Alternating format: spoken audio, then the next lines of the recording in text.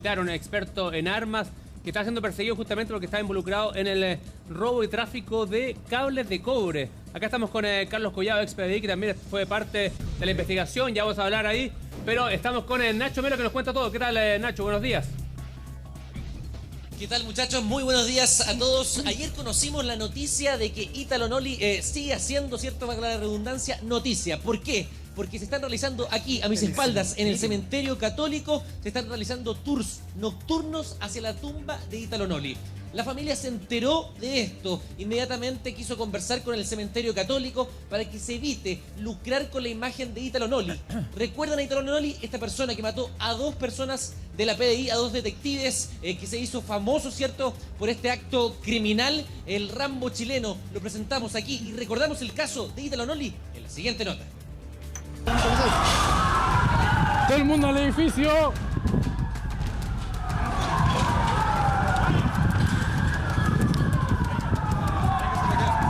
Vengan, apúrense, apúrense.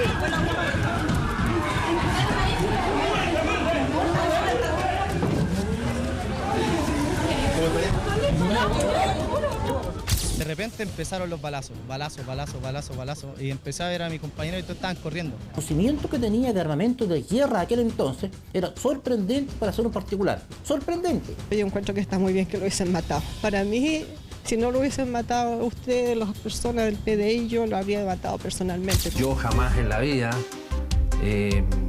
me entrevisté, conversé o hablé con Ítalo Noli sin portar un arma de fuego. Sabía que el tipo era un tipo peligroso. Este hombre es Ítalo Noli Oliva, un hombre que nació el 27 de mayo de 1942, pero quizás usted lo conoce por el tremendo crimen que cometió el 23 de marzo del 2011, donde mató a 2 policías de la PDI por evadir un control de fiscalización.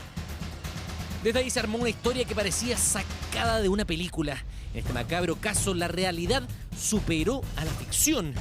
Un hombre con un arsenal de armas en su hogar, que ya había sido condenado y comercializaba ilegítimamente cables de cobre, y creó un código muy difícil, pero muy difícil de descifrar para la policía.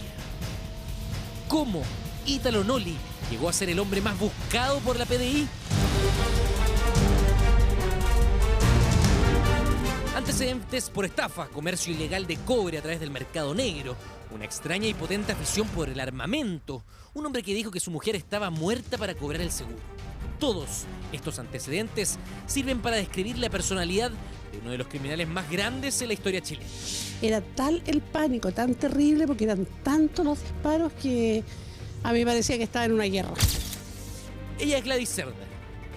Ella vio ese 23 de marzo cómo enfrente suyo murió el llamado Rambo chileno a la edad de 68 años. Todo el mundo al edificio.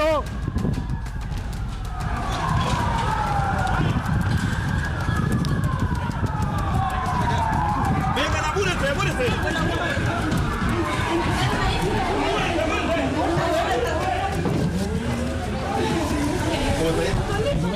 ¿Cómo fue ese minuto que usted se entera, siente los disparos y comienza todo esto?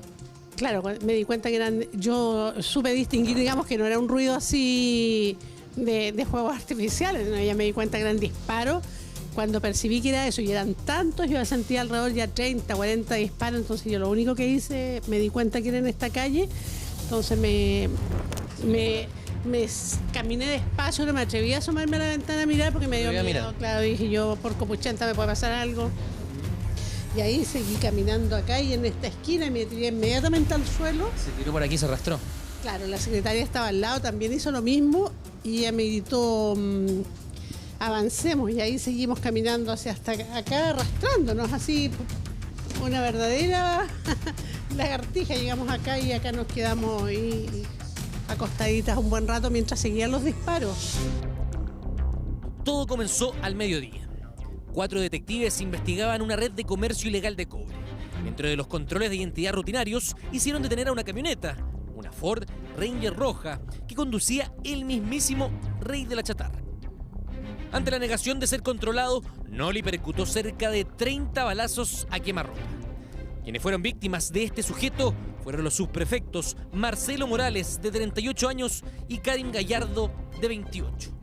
Lo más impactante fue lo ocurrido el día 23 de marzo del año 2011, en donde la Policía de Investigaciones de Chile perdió a dos de sus detectives, dos profesionales de la investigación, muy recordados, muy queridos. Creo que la Policía de Investigaciones no va a poder nunca superar la pérdida de estos dos colegas. ¿Pero por qué Noli portaba dos Glock 9 milímetros y más encima acondicionadas para disparar en modo ráfaga?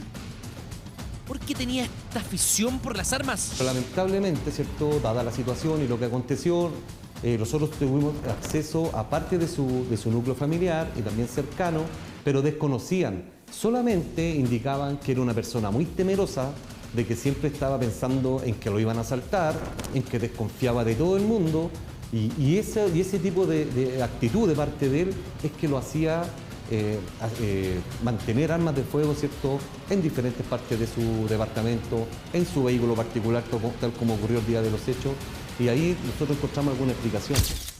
Se descubrió que en su casa no solo había más armamento, sino que una peligrosa amenaza mortal. Prácticamente había un arsenal de armas de fuego, había una escopeta que estaba adosada y afirmada a un cordel, que al momento de abrir la puerta esta había ser disparada, que nos estuviera esperando a nosotros o a cualquier persona que quisiera invadir su privacidad, ingresando a su departamento, se iban a encontrar con esta escopeta que le iba a ser disparada, percutada, ¿cierto?, automáticamente al momento de abrir la puerta.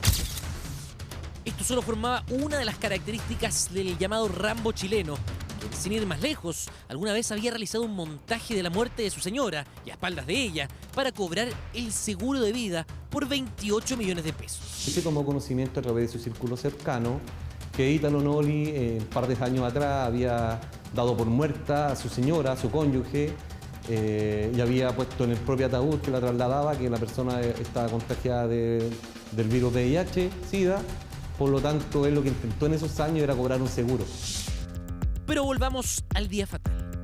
Una vez cometido el crimen en San Bernardo, el hombre se reunió con uno de sus socios. Llegó después hasta su hogar en Ricardo Camin y ya con la PDI alarmada comenzó la persecución. Esta vez, pasadas las 13 horas, se enfrentó nuevamente con efectivos de la PDI en las calles San Pablo con Camin, donde hirió a otros 3 detectives. Según los reportes de ese entonces, a esa altura ya lo buscaban más de 500 efectivos policiales. Finalmente llegaría el momento terminal. Nos paramos y nos asomamos a mirar y ahí vemos la camioneta y el tipo se veía con la cabeza de lado, muerto. Se asomó por acá entonces. Ya después nos asomamos y ahí, digamos, ya... Claro, y ahí estaba la camioneta, ahí más o menos a la altura del árbol ese. Estaba la camioneta al medio de la calle y estaba el tipo... ya muerto, con la cabeza así de lado. Entonces ya se veía de lado muerto, la puerta abierta de la camioneta. Y así estuvo toda la tarde acá, pues si no, a nosotros nos mantuvieron aquí recluidas en la oficina, no podíamos salir, porque esta calle era, no sé si habrían 50 patrullas, 30, no sé, pero era mucho. Creo de que lo que quiso hacer él en este minuto fue no matar por matar, sino que terminar con su vida. Yo creo que él se entregó, pero para que le terminaran su vida en forma definitiva y violenta, o sea, que quedara bien muerto. En este lugar murió Ítalo Noli el 23 de marzo del año 2011. Fue precisamente en esta ubicación donde los efectivos de la Policía de Investigaciones le dieron muerte a este poderoso criminal. Noli había sido prisionero en la década de los 90 y luego de salir dijo que nunca más volvería a pisar un recinto penitenciario. Amenazó a cualquiera que se interpusiera en ese deseo. Cuando la PDI comenzó a investigar la búsqueda de este hombre, se encontró con varias cosas. En primer lugar, la cantidad de armamento insospechado que tenía en su hogar. Cientos y cientos de cartuchos, municiones y diferentes armas colocadas en distintos lugares de su departamento. Algo tan insólito como poner un par de armas en el baño. Por ejemplo, 2 listas preparadas para disparar en el baño, en la tina, en el inodoro, en el lavamanos, en el comedor, o sea, en todas partes. Que estuviera esperando, como les vuelvo atrás, que nos estuviera esperando a nosotros o a cualquier persona que quisiera invadir su privacidad, ingresando a su departamento, se iban a encontrar con esta escopeta que le iba a ser disparada, percutada, ¿cierto?, automáticamente al momento de abrir la puerta. Ahí mismo poseía más de 500 bidones de 5 litros de agua cada uno, algo que hasta el día de hoy se desconoce los motivos. Pero quizás lo más difícil de descifrar de Italo Noli tiene que ver con el código que él creó. En más de 25 agendas atesoró y registró cada uno de sus pasos, valores de unidades económicas, movimientos de mercado y un sinfín de acciones que estaban codificadas en esta historia. Noli anotaba en clave, con un código que obviamente él solamente podía entender, era un idioma desconocido. Por tanto, a la simple lectura no pudimos descifrar ningún antecedente ni información tampoco de lo que decía. Todo tenía codificado, todo lo que tenía que ver con valores comerciales, valores de mercado, diario del cobre, cuánto valía el cobre en otro país, todas esas cosas comerciales que un financista podría tener, no sé, en una planilla, él lo tenía solamente de manera muy secreta en su código. Él anotaba la propina que daba en un restaurante ese día, hace 30 años atrás tenía anotado de ese día cuánto era el valor del cobre de ese día, cuánto era el valor de la unidad de fomento de ese día, vehículos de patentes que él manejaba. En su habitación también se encontraron fotografías, reportes de diario, en donde él tenía su propio departamento de análisis de personas que se dedicaban a cometer delitos en contra de estas personas transportistas, ¿cierto?, o que estaban ligados al mundo del cobre. Un tipo que fue calificado como tímido, muy inseguro, con una infancia muy dura, llena de violencia, pero a la vez un tipo muy inteligente. Esos fueron solo algunos de los factores que fueron configurando esta temible personalidad. Los antiguos vecinos de esa época aún recuerdan la personalidad y las actitudes agresivas de este hombre. Con ella le daba la vida. Era muy agresivo. Muy agresivo, sí. Había violencia al interior de la casa. Claro. Sí, muchas veces, 2 veces la vi yo que la golpeó en la calle, en plena calle. Hacía pelear a los animales, suponte tenía unos tremendos perros, unos grandes arnés, tenía armas también, pistolas a fogueo, qué sé yo. Yo supongo que eran pistolas a fogueo, ahora yo creo que no, pero suponte les disparaba también, de repente yo venía a trabajar, otro día me lo encontraba herido. La Catrina, la primera mujer del Ítalo, tuvo 4 abortos por culpa de él. Bueno, la maltrataba nomás. ¿Con armas? ¿Tenía armas? Sí, pero a ella le pegaba nada más. La encerraba. La dejaba encerrada y no la dejaba salir de la casa. No. Un hombre experto en el comercio ilegal de cobre, donde incluso se dice que algunos ya ni siquiera se atreverían a no venderle por verse amenazados de muerte por el mismísimo Noli. Básicamente contactando chatarreros de diferentes poblaciones, de diferentes comunas, con un camión de transporte que él mismo, que era de su propiedad, hacía el recorrido, digamos, y acopiaba. Siempre el círculo cercano indicaba que él siempre mantenía un valor mejor para el vendedor, ¿cierto?, que la competencia, por lo tanto era bastante atractivo para el mundo de los chatarreros venderle a él.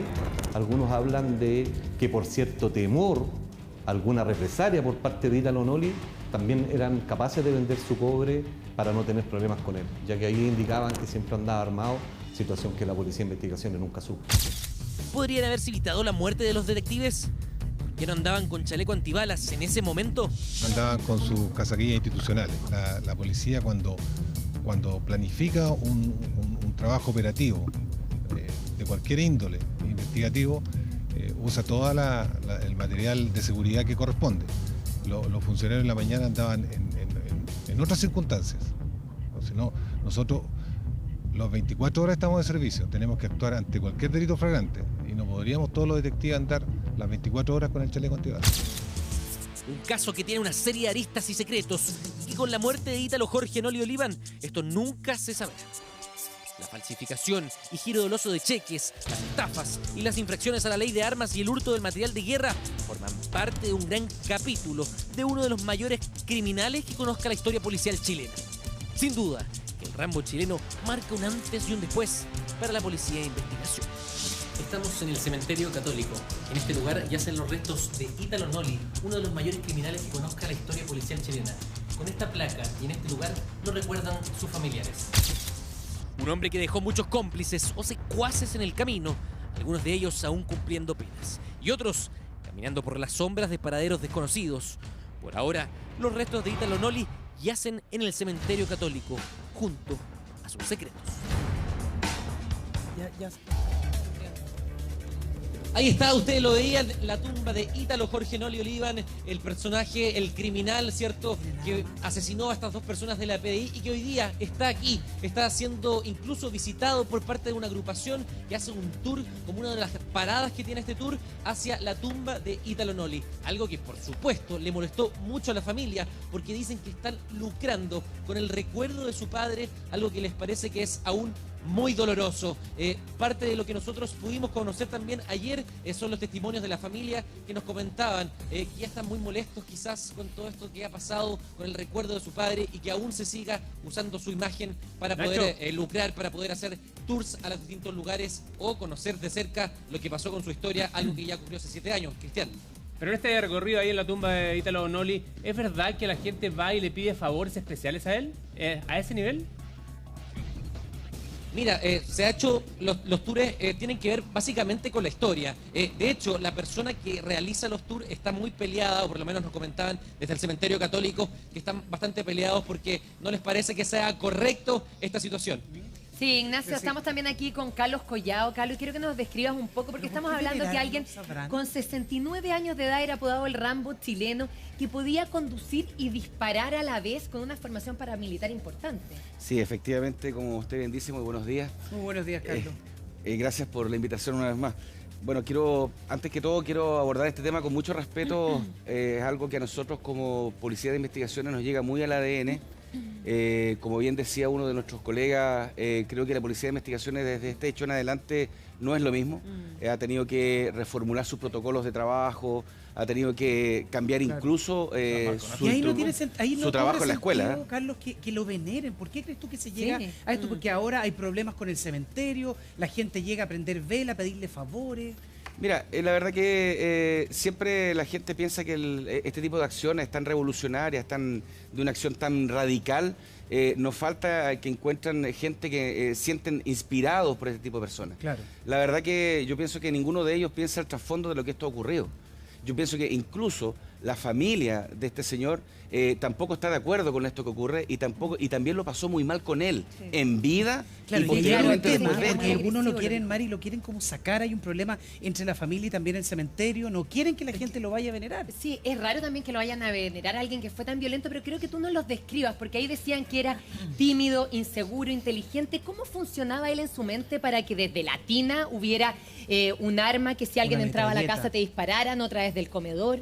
Bueno, la verdad que lo que nosotros hemos logrado ir determinando hasta esta fecha, que dentro de su entorno, en ese edificio donde él vivía, primero un dato muy curioso. Su familia vivía en la torre de un lado, de atrás, vivía ahí mismo. Él vivía solo en su domicilio.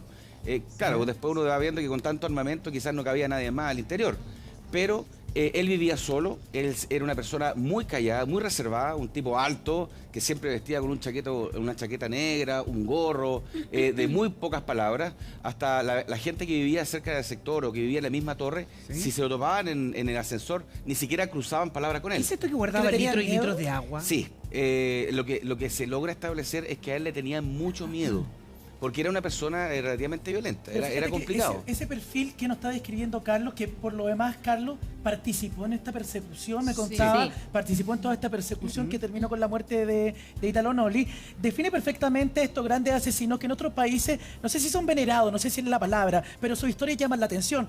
Charles Manson es solo un ejemplo de eso. O sea, hay gente que lo sigue, hay gente que lo visita. Cae en una paranoia, Carlos, porque tenía litros y litros de agua. ¿Por qué? Por el fin del mundo. ¿Qué pasa ahí? Lo que pasa es que él siempre pensó, antes, como bien lo dicen en la nota, él siempre pensó y él siempre tuvo en su cabeza que nunca más iba a caer detenido. Él, en ese momento, cuando ocurre todo esto, él sabía que no se iba a entregar a lo menos vivo. Y así supimos nosotros al poco andar que obviamente que por la acción que él tuvo, por la reacción, él no pero iba... me sigue sorprendiendo de que la gente, sabiendo esta historia, vaya hoy día y muchos vayan hasta el cementerio, particularmente en una ruta que tiene que ver con una ruta paranormal. Y ahí está el protagonista, Ítalo